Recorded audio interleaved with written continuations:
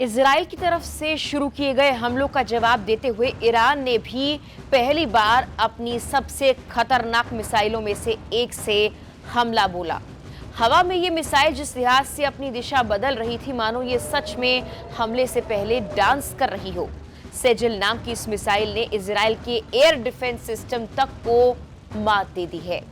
लेकिन क्या आप जानते हैं कि ईरान के जखीरे में ऐसी कई और मिसाइलें हैं, और अगर जंग यूं ही चलती रही तो ईरान इन सब का एक एक कर इस्तेमाल करेगा। आखिर ये कौन सी मिसाइलें हैं और इनकी खासियत क्या है, बताते हैं पूरी डिटेल आपको इस वीडियो में। सबसे पहले बात करते हैं सेजिल मिसाइल की, क्योंकि उसकी काफी चर्चा है, उसकी काफी तस्वीरें सामने भी आई हैं। ईरान द्वारा बनाई गई ये एक मध्यम दूरी की बैलिस्टिक मिसाइल है। ये 2 चरणीय ठोस ईंधन पर आधारित है, जिससे इसे तेजी के साथ लॉन्च किया जा सकता है। इसकी रेंज 2000 किलोमीटर से ज्यादा है, यानी ये इजराइल, सऊदी अरब, अमेरिकी बेस जैसे दूर के लक्ष्यों को भी निशाना बना सकती है। ये मिसाइल रणनीतिक हथियार के रूप में इस्तेमाल भी होती है। इस मिसाइल की लंबाई 18 मीटर है और ये लगभग 700 किलोग्राम तक का पेलोड ले जा सकती है। ये मिसाइल अत्यधिक गतिशील है और इसे दुश्मन की पहचान करने वाली प्रणालियों से बचने के लिए डिजाइन किया गया है, जिससे इजराइल के आयरन डोम और एरो सिस्टम जैसे वायु रक्षा कवच को भेदने की भी संभावना इसके लिए और बढ़ जाती है। सेजिल की तैनाती इजराइल ईरान संघर्ष में एक महत्वपूर्ण मोड़ साबित हो सकती है। मिसाइल की लंबी रेंज ईरान को लेबनान में हिजबुल्लाह, सीरिया या इराक में मिलिशिया जैसे प्रॉक्सी से लॉन्च किए बिना इजराइल पर हमला करने की अनुमति देती है। इसके ठोस ईंधन इंजन का मतलब लॉन्च से पहले कम तैयारी का वक्त, और इससे आयरन डोम या इजराइल की और रक्षा प्रणालियों को रिएक्ट करने का कम वक्त मिलता है, चेतावनी का कम वक्त मिलता है, जिससे कि ये मिसाइलें इस सिस्टम को भेद सकती हैं। इसके बाद बात करते हैं कोक्सन M1978 की। कोक्सन M1978 एक north Korean 170 mm self propelled artillery gun है और ये DPRK इसके लॉन्गेस्ट रेंज की नॉन रॉकेट आर्टिलरी वेपन बताई जाती है। 1978 में अमेरिकी खुफिया एजेंसियों के द्वारा पहली बार इसे देखा गया, इसीलिए इसका नाम M1978 रख दिया गया। ये एक लंबी बैरल वाला हथियार है जो टैंक चेसिस पर बाहरी रूप से लगाया जाता है। कुछ पुरानी रिपोर्ट्स में यह बताया गया है कि ईरान ने इस जैसे कई और हथियार उत्तर कोरिया से खरीदे थे। फतेह मिसाइल, इस मिसाइल का एक वर्जन हाल ही में ईरान ने इजराइल पर इस्तेमाल करने का दावा भी किया है। फतेह मिसाइल एक कम दूरी की बैलिस्टिक मिसाइल बताई जाती है। इसमें कई वेरिएंट्स हैं, जैसे फतेह 110, फतेह 313, फतेह मोबिन, ज़ुल्फ़ाघर। ये मिसाइलें ठीक ठाक दूरी तक सटीक निशाना लगा सकती हैं, 300 से 1400 किलोमीटर की रेंज तक। इन्हें युद्ध क्षेत्र में तुरंत हमला करने के लिए इस्तेमाल किया जाता है, जैसे किसी दुश्मन के बेस, रडार, गोदाम या एयरबेस पर हमला बोलने के लिए। फतेह 1 ईरान की पहली हाइपरसोनिक मिसाइल है जो अपनी उच्च गति, सटीकता और उड़ान के बीच में अपना रास्ता बदलने की क्षमता भी रखती है। रिपोर्ट्स के अनुसार इसे इजराइल के आयरन डोम और एरो जैसे रक्षा कवच को भेदने के लिए डिजाइन किया गया है। हाइपरसोनिक शब्द का मतलब यह होता है कि आमतौर पर ऐसे हथियार जो पृथ्वी के वायुमंडल में बहुत तेज यात्रा कर सकते हैं, जिसमें हाइपरसोनिक ग्लाइड वाहन और हाइपरसोनिक क्रूज मिसाइल भी शामिल है। इन्हें रोकना काफी मुश्किल है क्योंकि वो बहुत तेज स्पीड से आगे बढ़ती हैं और तेजी के साथ अपनी डायरेक्शन को बदल सकती हैं।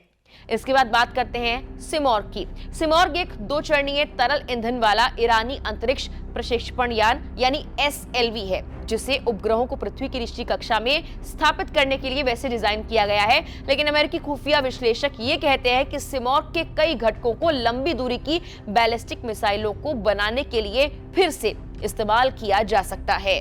इसके बाद बात करते हैं रात की। रात चीनी मूल की ईरानी एंटी-शिप क्रूज मिसाइल है। रात का फुल प्रोडक्शन 2004 में शुरू हुआ और 2007 में ये शुरू हो गई। इसकी कथित सीमा 350 किलोमीटर बताई जाती है। रात की लंबाई 7.36 मीटर है। लॉन्च वजन लगभग 3000 किलोग्राम बताया जाता है। इसका पेलोड वजन 450 से 500 किलोग्राम के बीच कहा गया है। इसमें सॉलिड प्रोपेलेंट बूस्टर और टर्बोजेट इंजन का इस्तेमाल भी किया गया है। रिपोर्ट्स के मुताबिक मिसाइल की रेंज लगभग 350 किलोमीटर है और उसमें समुद्र में उड़ने की क्षमता भी हो सकती है, जो रडार डिटेक्शन और मिसाइल डिफेंस से बचने के लिए कम ऊंचाई पर उड़ान भरती है। इसके बाद बात करते हैं शहाब-1 की। शहाब-1 रूसी SS-1C स्कड-B का ईरानी वर्जन है। इसमें कुछ खास बातें हैं जो आपको हम बताते हैं। ये एकल चरण तरल ईंधन वाली कम दूरी की बैलिस्टिक मिसाइल बताई जाती है, जिसकी अधिकतम सीमा 330 किलोमीटर है।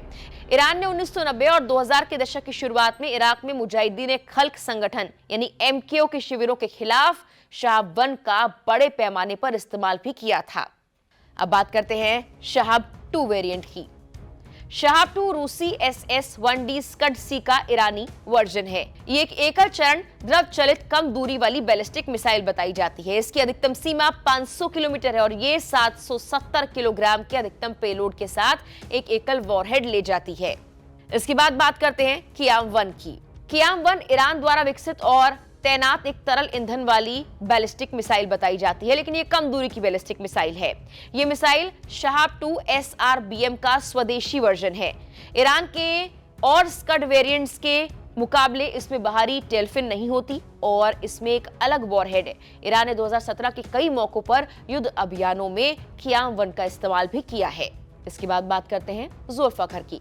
ज़ुल्फ़िकार फतेह परिवार की ईरानी कम दूरी की ठोस ईंधन वाली बैलिस्टिक मिसाइल बताई जाती है। रक्षा मंत्री हुसैन देगान के द्वारा 2016 में इसका अनावरण किया गया और इस मिसाइल की कथित सीमा 700 किलोमीटर है। जून 2017 में कथित तौर पर इस मिसाइल का इस्तेमाल सीरिया में लक्ष्यों पर हमला करने के लिए किया गया था।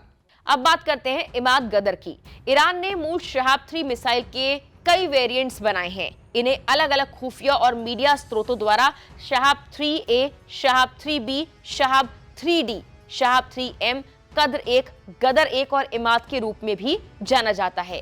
शहाब-3 का उपयोग ईरानी अंतरिक्ष कार्यक्रम के आधार के रूप में भी किया गया है। इसके बाद बात करते हैं खुर्रमशहर की। खुर्रमशहर एक ईरानी तरल ईंधन वाली मध्यम दूरी की बैलिस्टिक मिसाइल है। ये संभवतः उत्तर कोरियाई BM-25 मिसाइल से ली गई है। ईरान ने पहली बार जनवरी 2017 में इस मिसाइल का परीक्षण किया था और पहली बार इसे तेहरान में सितंबर 2017 की सैन्य परेड में सार्वजनिक रूप से प्रदर्शित भी किया गया था। इसकी कथित सीमा 2000 किलोमीटर है। बता दें कि ईरान के पास मध्य पूर्व में सबसे बड़ा और सबसे विविध मिसाइलों का जखीरा है, जिसमें हजारों बैलिस्टिक और क्रूज मिसाइलें शामिल हैं, जिनमें से कुछ इजराइल और दक्षिण पूर्वी यूरोप तक हमला करने में सक्षम है। पिछले एक दशक से ईरान ने इन हथियारों की सटीकता और मारक क्षमता को बेहतर बनाने के लिए काफी इन्वेस्ट किया है। इस तरह के विकास ने ईरान की मिसाइल सेना को एक शक्तिशाली सेना बना दिया है और संभव है कि इनमें से कई मिसाइलें लगातार इजराइल की आयरन डोम को भेद रही हों और आने वाले वक्त में अगर इस तरह से युद्ध चलता रहा तो ईरान इस तरह की कई और मिसाइलों से इजराइल को नुकसान पहुंचाने की तैयारी कर रहा है। फिलहाल के लिए इस वीडियो में इतना ही।